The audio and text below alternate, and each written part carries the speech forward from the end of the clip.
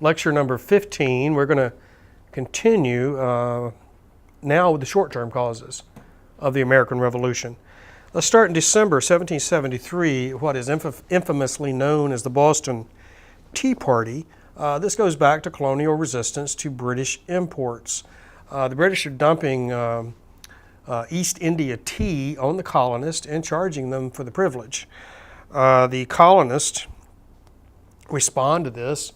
They're in Boston by dressing up as Indians and tossing the British tea into Boston Harbor.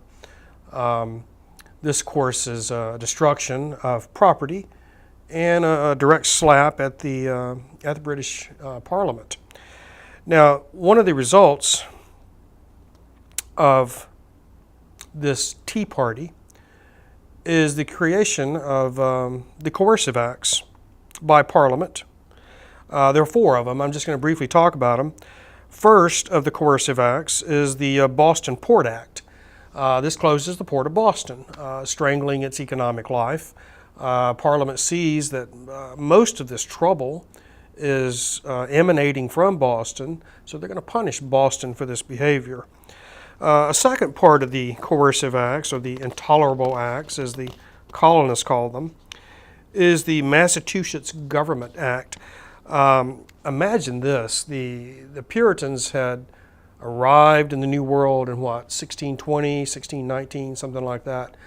And the English were happy to be rid of them. They're the noisy little Puritans constantly criticizing the Anglican Church in England. So now we've gotten rid of them. They're all the way across the Atlantic. The Puritans have their own charter. You've heard of the Mayflower Compact. This is the charter created by the Puritans to govern themselves. And they've been doing this now since the founding of the colony in the early 17th century.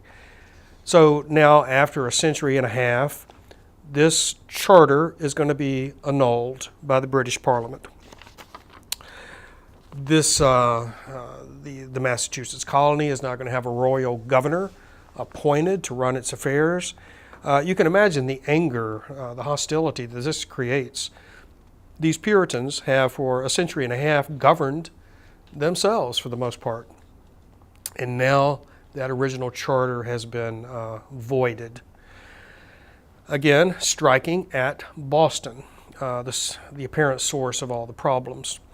A third part of the coercive acts is called the Justice Act. This allowed colonists accused of a capital crime to be taken to England for trial, as opposed to being tried in the colonies by his peers. Again, this goes back to the violation of English common law by the British Parliament, at least in the eyes of the colonists. Why aren't we being treated as members of the empire, as true Englishmen with all the rights and privileges that go with that? Why are we being treated differently? Why are we being treated as subjects or as slaves? And then finally, the Quartering Act, the fourth part of the coercive acts. Quartering Act gives British officers authority to requisition uninhabited structures in the New World for occupancy by English troops if necessary. These intolerable acts are unjustified in the eyes of the Massachusetts and Bostonian colonists.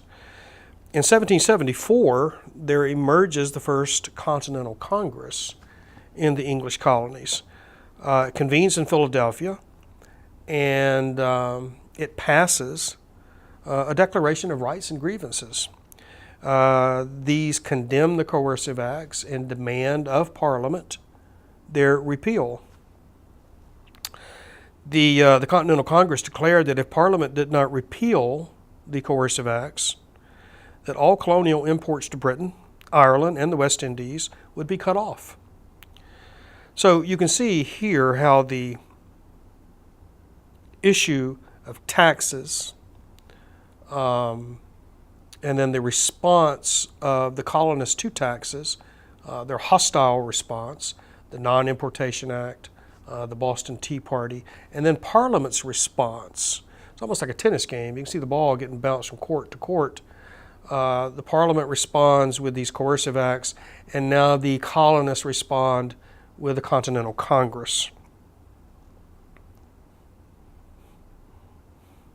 How does Parliament respond to this Declaration of Rights and Grievances?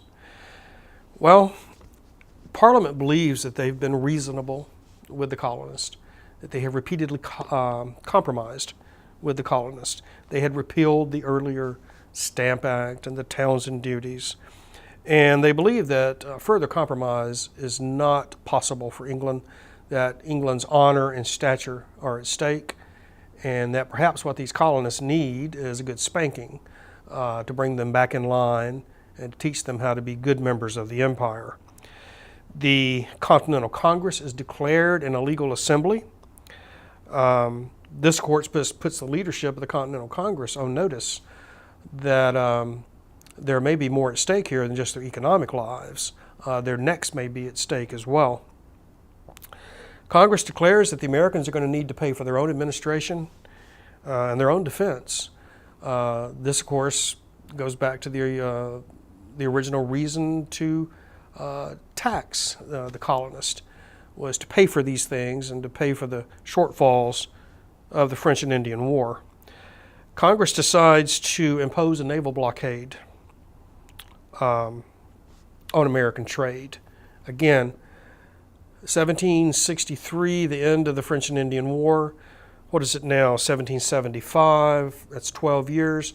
So in the short space of 12 years, the English colonies in North America and the mother country have been reduced, the relationship has been reduced to an open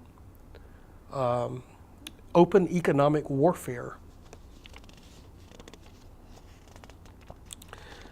Parliament declares that this rebellion, this incipient rebellion in Boston, is going to have to be put down.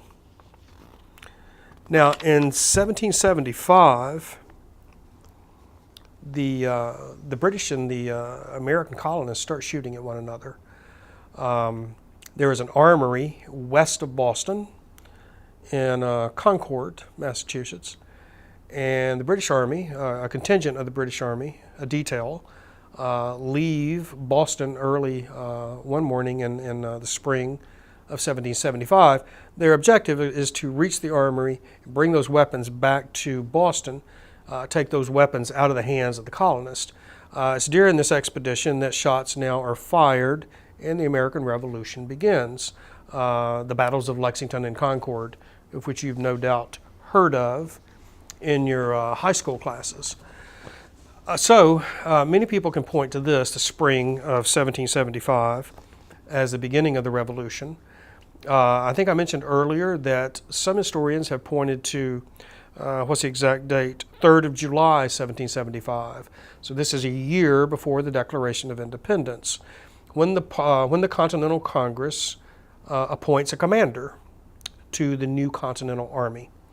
On the recommendation of John Adams of Massachusetts, this new commander is George Washington, Colonel Washington of Virginia, who had fought for the British during the French and Indian War in the 1760s.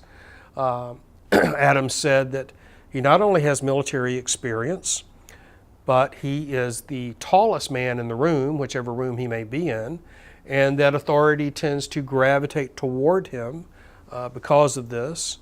Adams made the further point, and the most significant point, that in order for this revolution to succeed, that the New England colonies, and especially Massachusetts and Boston, where the agitation and the hostility are most pronounced, that in order for this revolution to succeed, that New England will have to bring in the rest of the colonies to help her gain independence. One way to do this is to appoint George Washington, a Virginia planter and slave owner, as the commander-in-chief of the Continental Army. This has the profound effect of linking the Chesapeake region with the New England region, thus bringing a sense of unity to the colonies and allowing them to undertake this effort at independence on a unified basis. New England by itself seems most unlikely that it could be successful against the British Empire. Now, by bringing the colonies together and by appointing a commander to the Continental Army, you have a genuine beginning here of major hostilities.